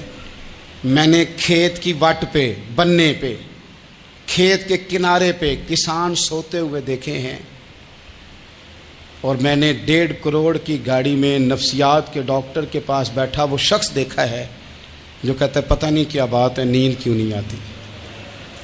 وہ زندگی آسان ہے، اس میں تھکاوٹ ہوئی ہے، بندہ سو گیا جہاں جگہ ملی سو گیا، اور کچھ تڑپ رہا ہے کیونکہ وہ عادی ہو گیا ہے، یہ 2 منٹ کے لیے بند ہو گیا ایسی، تو وہ گیا. حضرت علی وہاں آرام سے، سارے کپڑوں کو مٹی لگی ہے. میں مولا کائنات کی بات کر رہا ہوں، میں شیر خدا کی بات کر رہا ہوں، میں اسد اللہ کی بات، امام المشارق والمغارب کی بات کر رہا ہوں. حضرت مولا علی اور زمین پہ، سنگیو زمین پہ آرام سے سو رہے ہیں. میرے محبوب گئے اور جا کے فرمایا یا ابو تراب، او مٹی والے اٹھ جا. کپڑوں کو مٹی لگی تھی نا، مٹی والے اٹھ جا. لفظ کیا؟ یا ابا تراب، او مٹی والے. حضرت علی کو ساری حیات ظاہرہ جس نے بھی ابو تراب کہا جناب علی بڑے ہی راضی ہوئے، خوش ہوتے تھے، فرماتے تھے یہ مجھے کہو، یہ میرے نبی نے مجھے کہا ہے. اور مٹی والے اٹھ جا. آپ کی زندگی کی جو سادگی ہے، میں آپ سے عرض کروں ہمارے تکلفات ہمارے اپنوں کو بڑا پریشان کرتے ہیں. ایک داماد وہ ہوتا ہے جو جہاں بٹھاؤ بیٹھ گیا، تو بوڑھا سسر بھی سکون میں ہے، ساس بھی آرام. اور ایک وہ ہے کہ جو ہر بات میں بگڑتا ہے کہ یہ چادر میرے شایان شان تھی جو بچھائی ہے، تو پتہ نہیں ہے میں کون صاحب ہوتا ہوں، تم نے میری مرضی کے مطابق فلانا کام نہیں کیا. آپ یقین کریں سسر بیچارہ ادھار پکڑتا پھرتا ہے کہ داماد صاحب آ رہے ہیں، ہر بات میں رٹا، ہر بات میں جھگڑا. میرے پاس سنگی دور دراز سے آتے ہیں تو میں دیکھتا ہوں کہ اپنا لہجہ ہے، تو کچھ لوگ اتنے میٹھے اتنے پیار والے آتے ہیں کہ یوں محسوس ہوتا ہے کہ جیسے ان کے لیے آپ کو کوئی تکلف کرنے کی ضرورت نہیں. اور کچھ ایسے ہیں کہ آپ کو سرانے کھڑے ہونا پڑتا ہے کہ جناب کی چائے جلدی لے آئیں. مزاج نازنی پہ بعض چیزیں گراں گزرتی ہیں. تو بھائی جب آپ سادہ اور آسان ہو جاتے ہیں تو آپ دوسروں کے لیے بھی دشواری کم پیدا کرتے ہیں. حضرت علی شیر خدا کہتے ہیں بھوک لگ گئی تھی، بھوک بڑی لگ گئی اور حالات غربت کے تھے، آزمائش تھی. تو فرماتے ہیں کہ میں نے سوچا مزدوری نہ کر لیں. ہم کیا کرتے ہیں، جو زیادہ غریب ہے وہ مانگ لیتا ہے، جو درمیانے طبقہ کا وہ ادھار لے لیتا ہے. حضرت مولا علی نے کیا فرمایا مزدوری نہ کر لیں، چونکہ حالات کچھ اور تھے. تو حضرت مولا کائنات شیر خدا کرم اللہ تعالی وجہ الکریم فرماتے ہیں یہ سادگی دیکھیں. آپ فرماتے ہیں میں مزدوری ڈھونڈنے نکلا. کیوں نہیں ملتی ہمارے جوانوں کو مزدوری؟ کیوں کہانیاں سناتے ہیں؟ حضرت علی کہتے ہیں میں ڈھونڈنے نکلا. ایک عورت کو میں نے دیکھا کہ اس نے کچھ مٹی نکال کے رکھی ہوئی ہے، تو اسے تر کرنا چاہتی ہے. پرانے زمانے میں مٹی میں پانی ڈال کے اسی سے لوگ کام لیتے تھے, اسی سے دیواریں بن جاتی تھیں. ہم گارا کہتے ہیں اپنی زبان میں. تو وہ گارا بنانا چاہتی ہے لیکن پانی نہیں نکل رہا اس سے نا. اس نے کنویں سے پانی نکالنا, نکل نہیں رہا. تو حضرت مولا علی شیر خدا کرم اللہ تعالیٰ وجہ الکریم فرمانے لگے, میں نے اس بی بی سے کہا کہ میں پانی نکال دوں, مزدوری دو گی؟ اس نے کہا میں بھی مزدوری تلاش کر رہی تھی. ایک پانی کا ڈول آپ نکالیں گے اور مٹی پہ ڈالیں گے تو ایک کھجور دوں گی. حضرت علی فرماتے ہیں گرمی بڑی سخت تھی, میں نے 16 ڈول پانی کے نکالے, 16 برتن بھر کے پانی نکالا اور اس مٹی پہ ڈالا. پھر میں ہاتھ دھو کے آیا اور اس خاتون کے پاس بیٹھا تو اس نے مجھے, او مزدورو کمزور کمزور پڑتے ہو, پیچھے پیچھے ہو کے بیٹھتے ہو, خیال بناتے ہو کہ ہم کوئی کمزور لوگ ہیں. یہ دیکھو میں کن کی بات کر رہا ہوں, جن کا پیار ایمان ہے, جن کی محبت ایمان ہے. حضرت مولا علی شیر خدا تمہیں سبق دے رہے ہیں کہ حکمت, دانائی, بہادری اور پھر سادگی. مجھ سے کئی دفعہ لوگ پوچھتے ہیں آپ کے والد صاحب, تو میں نے کبھی جھجک کے نہیں بتایا, نہیں میرے ابا پروفیسر نہیں تھے, میرے ابا پیر نہیں تھے, میرے والد صاحب جو تھے وہ عالم نہیں تھے.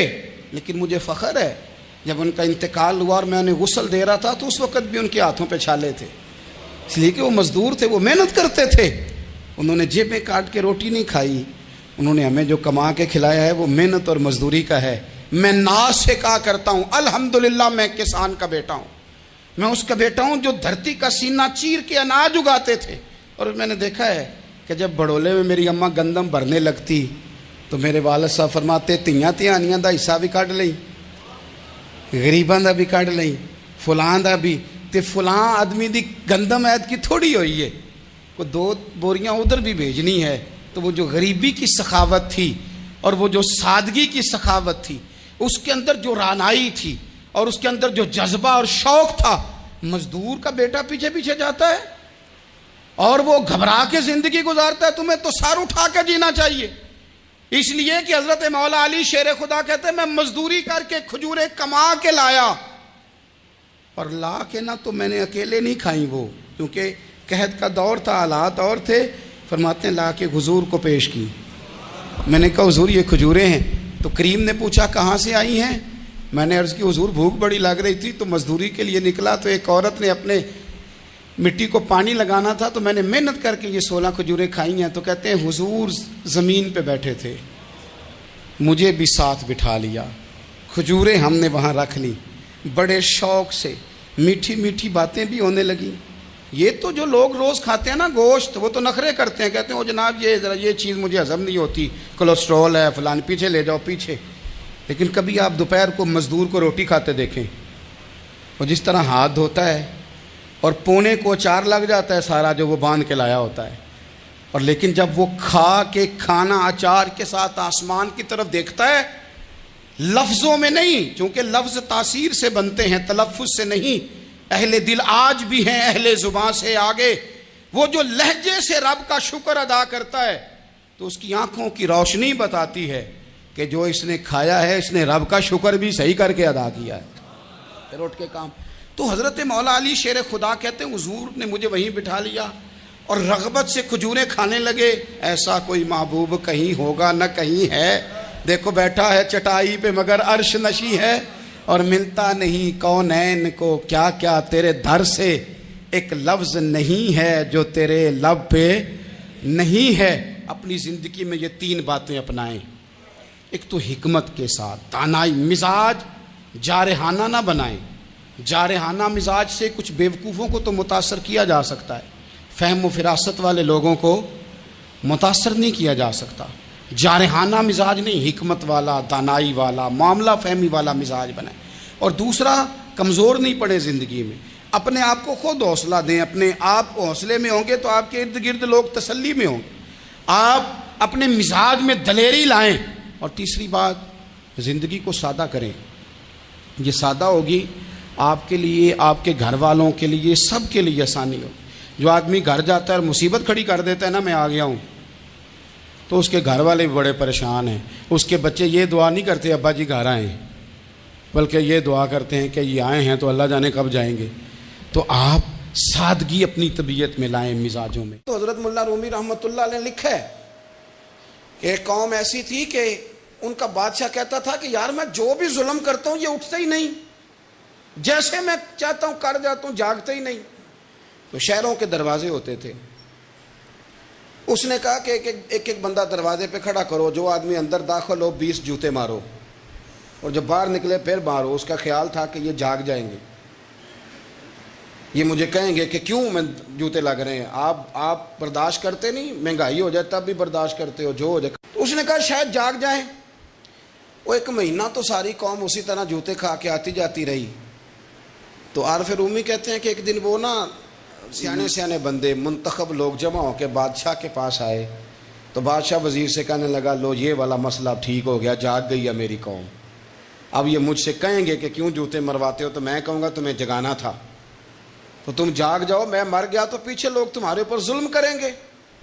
وہ سارے بندے آئے تو آگے کہنے لگے بادشاہ سلامت، ایک گزارش کرنی تھی۔ کہا کیا؟ کہنے لگے وہ ذرا جوتے مارنے والوں کی تعداد بڑھا دیں، ہمیں لائنوں میں لگنا پڑتا ہے، تو دفتروں سے لیٹ ہو جاتے ہیں، ڈیوٹیوں، تو بندے ذرا بڑھا دیں وہاں۔ تو بادشاہ کہنے لگا اوہو، اب میرا مزاج نہیں، لیکن مجھے ایسے لگتا ہے کہ ہم بھی الا ماشاءاللہ، ہم بھی کہتے ہیں مارو صحیح جوتے پر، ذرا لائن میں نہ لگاؤ، الگ الگ کر کے، اکیلے اکیلے کر کے۔ سنو، بزدل قومیں دنیا میں اپنی آنے والی نسلوں کو غلام بنا جاتی ہیں۔ گڑھے کھود رہے ہیں ہم اپنے پوتوں اور نواسوں کے لیے۔ جتنا ظلم میں اور آپ سہ رہے ہیں، اس سے 11 گنا اگلی نسلیں سہیں گی، یاد رکھنا۔ کسی نے کہا تھا حضرت علی سے کہ اگر ساری نسل قربان ہو گئی تو کیا کرو گے؟ تو مولا علی کہنے لگے ایک سیزن کی فصل دے کے اگر قیامت تک کی ساری فصلیں بچ جائیں تو سودا مہنگا نہیں، ایک فصل ضائع کر کے آنے والی بچ جائے تو سودا مہنگا۔ کسی نے تو آگے بڑھنا ہے نا، کسی نے تو۔ یہ قصور میں 3-4 بچے پھر قتل ہو گئے، کل کی بات ہے نا، ابھی زینب کو لوگ بھولے نہیں اور ایک نیا مسئلہ بن گیا۔ خدا را کب تک، کس وقت تک، کب تک یعنی یہ نظام چلے گا؟ اپنی خودداری کی حفاظت میں نے اور آپ نے خود کرنی۔ ہم بچوں کو بزدل بنا رہے، ہمارے تو ایک گنڈا ہوتا ہے تو کئی شہروں کو اس نے آگے لگایا ہوتا ہے، کوئی پوچھنے والا نہیں۔ اگر آپ کے اندر میرے اندر حفاظت خودداری نہیں جاگے گی، خبردار جی بچوں کو دھوپ لگتی ہے تو یہ تو پھر ایسے ہی رہیں گے۔ سنو حدیث مبارکہ، تو ہے جو نظام ہستی چلا رہا ہے، وہی خدا ہے، کوئی تو ہے جو نظام ہستی چلا رہا ہے، وہی خدا ہے، دکھائی بھی جو نہ دے، نظر بھی جو آ رہا ہے، وہی خدا ہے، وہی خدا ہے، وہی خدا ہے، وہی خدا ہے۔ نظر بھی رکھے سماعت بھی، وہ جان لیتا ہے نیتیں بھی، نظر بھی رکھے سماعتیں بھی، وہ جان لیتا۔ ترمذی کی حدیث ہے، صلی اللہ تعالی نبی کریم صلی اللہ، یہ حدیث پاک نہ کہیں دل کی تختی پہ لکھ لینا، یہ ترمذی شریف میں موجود ہے، یہ کہیں دل کی تختی پہ لکھ لینا۔ حضور نے فرمایا من قتل دون مالہ فہو شہید. کیا خوبصورت انداز ہے میرے نبی پاک. حضور فرمانے لگے جو شخص اپنے مال کی حفاظت کرتا کرتا مر گیا وہ عام موت نہیں مرا، شہادت کی موت مرا ہے. ایسے کر کے پلیٹ میں رکھ کے نہیں چور کو دے دینے پیسے. ہاں اگر آپ نہتے ہیں، اس کے پاس اسلحہ ہے تو پھر بات اور ہے، پھر جان بچانے کی اہمیت زیادہ ہے. لیکن آپ طاقت کٹھی کریں. یہ کیا بات ہوئی کہ چور آیا اور لے کے چلا گیا؟ فرمایا من قتل دون مالہ فہو شہید. جو اپنے مال کی یعنی جائز پیسے اس نے کمائے ایسے ہی کو لے جائے. فرمایا جو اپنے مال کی حفاظت کرتے ہوئے مر گیا، تمہارے نبی کا وعدہ ہے وہ شہادت کی موت مرا، گویا اللہ اسے بغیر حساب کتاب جنت عطا کرے گا. اور حضور فرمانے لگے ومن قتل دون دمہ فہو شہید. فرمایا جو آدمی اپنی جان کی حفاظت کرتے ہوئے مر گیا، کسی نے اس پر حملہ کیا، اس نے جان بچائی، لڑا اور مر گیا، عام موت نہیں مرا. حضور فرماتے ہیں میرا وعدہ ہے وہ شہادت کی موت گیا. سیاستہ کی روایت پڑھ رہا ہوں. اور حضور فرماتے دینہ فہو شہید. جو اپنے مذہب کی حفاظت کرتے ہوئے مرا. ذرا ترتیب دیکھو، پہلے نمبر پہ حضور نے مال کا نام لیا ہے، دوسرے نمبر پر رسول کریم علیہ السلام نے جان کا نام لیا، اور دین کا نام تیسرے نمبر پہ لیا ہے. فرمایا جو اپنے دین کی حفاظت، گویا مال بچانا یہ بھی ایمان ہے، جان بچانا یہ بھی ایمان ہے. اور فرمایا جو دین کی حفاظت کرتے مرا وہ بھی شہید ہے. اور پھر میرے رسول کریم فرمانے لگے ومن قتل دون اہلہ فہو شہید. فرمایا جو اپنے بال بچوں کو بچاتے بچاتے مر گیا، اللہ اسے بھی شہادت کا درجہ عطا کرے گا. جو شخص مال بچاتے دنیا سے چلا گیا وہ بھی شہید، جان بتاتے چلا گیا وہ بھی. تو پلیٹ میں رکھ کے دینا شروع کر دیا سارا کچھ پلیٹ میں. فرمایا جو آدمی اپنی جان بچاتے چلا گیا شہید، دین بچاتے چلا گیا شہید، گھر والوں کو بچاتے چلا گیا. نبی کریم علیہ السلام کی خدمت میں ایک صحابی نے عرض کی حضور اگر کو میرا مال چھیننا چاہے تو حضور نے فرمایا مقابلہ کر. مسلم شریف کی حدیث ہے، مقابلہ کر. عرض کی حضور اگر اس نے مجھے قتل کر دیا تو حضور فرمانے لگے رب تجھے شہادت کا درجہ دے گا. عرض کی یا رسول اللہ اگر میں نے اسے قتل کر دیا تو حضور فرمانے لگے پھر رب اسے جہنم میں ڈال دے گا. تجھے شہادت ملے گی شہادت، اور اسے دوزخ ملے گی. ہمت پیدا کرے، دلیری پیدا کرے. اللہ تعالیٰ نے قرآن مجید میں ارشاد فرمایا ہے کہ النبی اولیٰ بالمؤمنین من انفسہم. فرمایا یہ نبی مسلمانوں سے ان کی جانوں سے بھی زیادہ قریب ہیں. وازواجہ امہاتہم، اور ان کی بیویاں مومنوں کی مائیں ہیں. نبی پاک صلی اللہ تعالیٰ علیہ وسلم کی تمام ازواج مطہرات مومنوں کی مائیں ہیں. مومنوں کا ان کے ساتھ خصوصی تعلق محبت ہونا چاہیے، رشتہ عقیدت ہونا چاہیے. اپنی ان ماؤں کے ساتھ مسلمانوں کی دلچسپیاں بڑی خوبصورت ہونی چاہیے. ہر لمحہ ان کی عقیدت مسلمانوں کے دلوں میں بڑھتی رہنی چاہیے. ہماری ماؤں کو، ہماری بہنوں کو، ہماری بیٹیوں کو، ہماری آنے والی نسلوں اور اولادوں کو مومنوں کی ان ماؤں کی سیرت کے ساتھ ہمیں آگاہ کرنا چاہیے. وہ خوبصورت زندگی جو ان پاک بیویوں نے گزاری اور وہ طرز حیات جو ان ازواج مطہرات نے چھوڑا، وہ طرز حیات ہمیں سبقاً اپنے گھروں کے اندر اس کی تعلیم دینی چاہیے. اکثر سیرت نگاروں کے نزدیک سیدہ طیبہ طاہرہ حضرت خدیجہ الکبریٰ رضی اللہ تعالی عنہا کا یوم وصال رمضان المبارک میں ہے، اور بعض نے لکھا رمضان المبارک کی 10 تاریخ کو ہے. کائنات ارضی پر جن لوگوں نے وفا کی تاریخ لکھی اور اس دھرتی پر جن لوگوں نے وفاداری کو حسن، وقار اور خوبصورتی کے ساتھ قائم فرمایا، اور جن کی تاریخ انسانیت کو زندہ رکھے گی، اور جن کا نام قیامت تک لوگوں کے لیے مشعل راہ رہے گا، اور جن کی محبتوں سے لوگ خیرات حاصل کرتے رہیں گے، ان میں ایک نام ہے سیدہ خدیجہ الکبریٰ رضی اللہ تعالی عنہا کا. حضرت خدیجہ الکبریٰ رضی اللہ تعالی عنہا نبی پاک صلی اللہ تعالی علیہ وسلم کی سب سے پہلی زوجہ ہیں، اور یہ وہ خوبصورت خاتون ہے جن کی موجودگی میں نبی پاک علیہ السلام نے دوسرا نکاح نہیں فرمایا. یہ حضور کے نکاح میں آئیں اور 25 سال انہیں حضور علیہ السلام کے ساتھ رفاقت کا شرف حاصل رہا۔ بڑی امیر تھیں، بڑا مال تھا، اللہ نے بڑا نوازا تھا، لیکن انہوں نے ہر چیز حضور کے مقدس قدموں پہ نچھاور کر دی۔ انہوں نے اپنا سارا مال لا کے حضور کی بارگاہ عالی مرتبت میں پیش کر دیا، اپنی ساری توجہات حضور کی خدمت پہ لگا دیں۔ حضور علیہ السلام جب کفار کی ظلم و ستم سے، ان کی طرف سے آنے والی تکلیفوں سے پریشان ہو کے لوٹتے تو یہ مقدس خاتون میرے قریب محبوب کی دلجوئی کرتی۔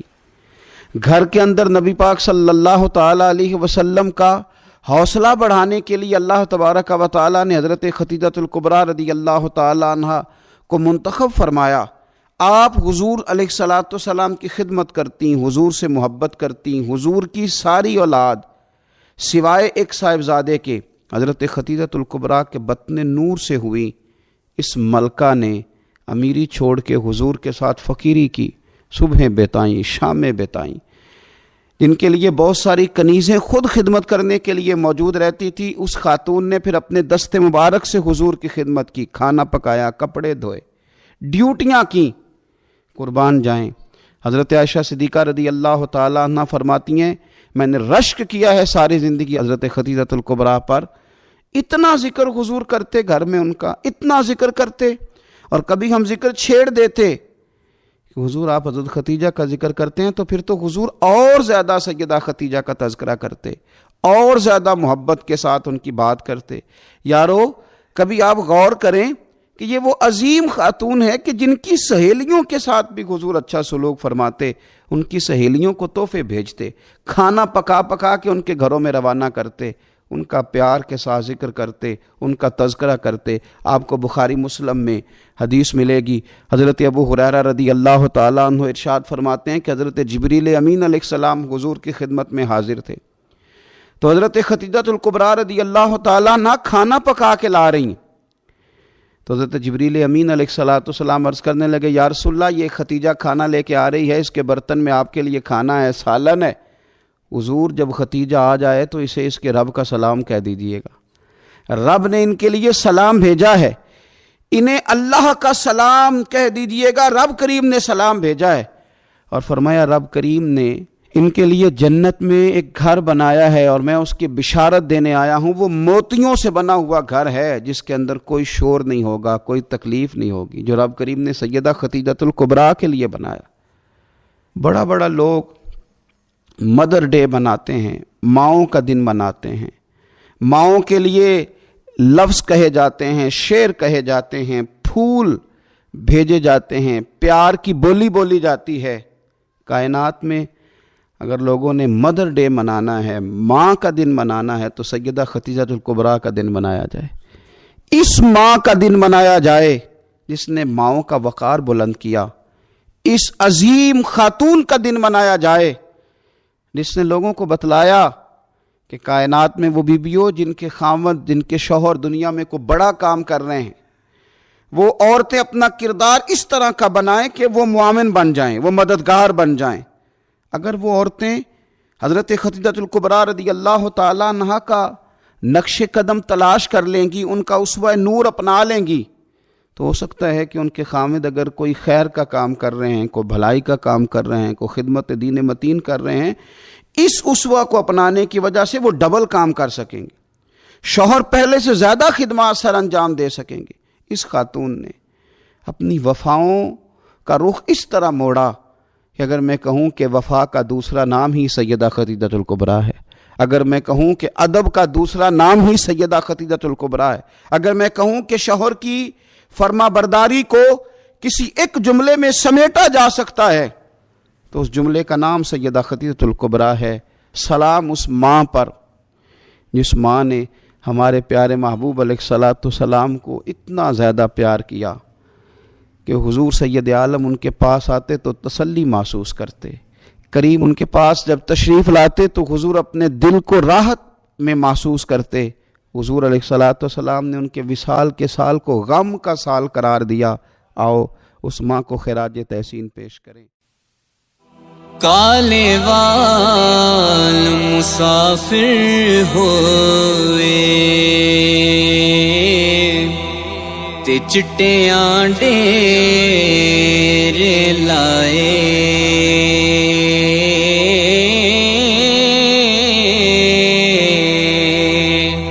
ویکھ محمد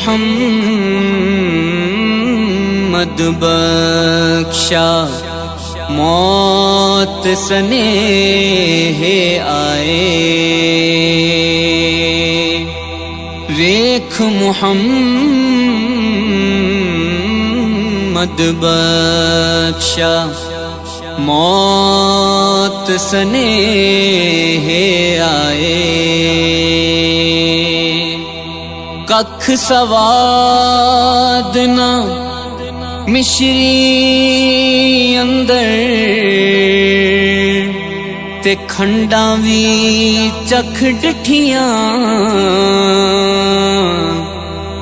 ککھ سواد نہ مشری اندر تے کھنڈاں وی چکھ ڈٹھیاں اینا ساریاں چیزاں نالوں گلاں سجن دیاں مٹھیاں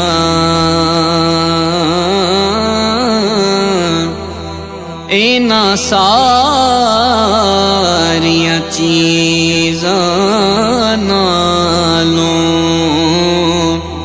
گلاں سجن دیاں مٹھیاں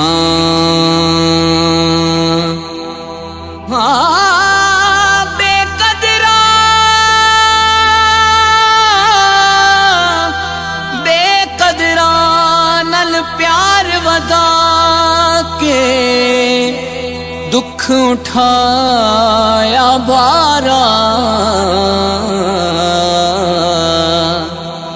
دل بھی ٹوٹیا آس میں مکی جا بے قدرا یارا دل بھی ٹوٹیا آس میں مکی جا بے قدرا یارا جا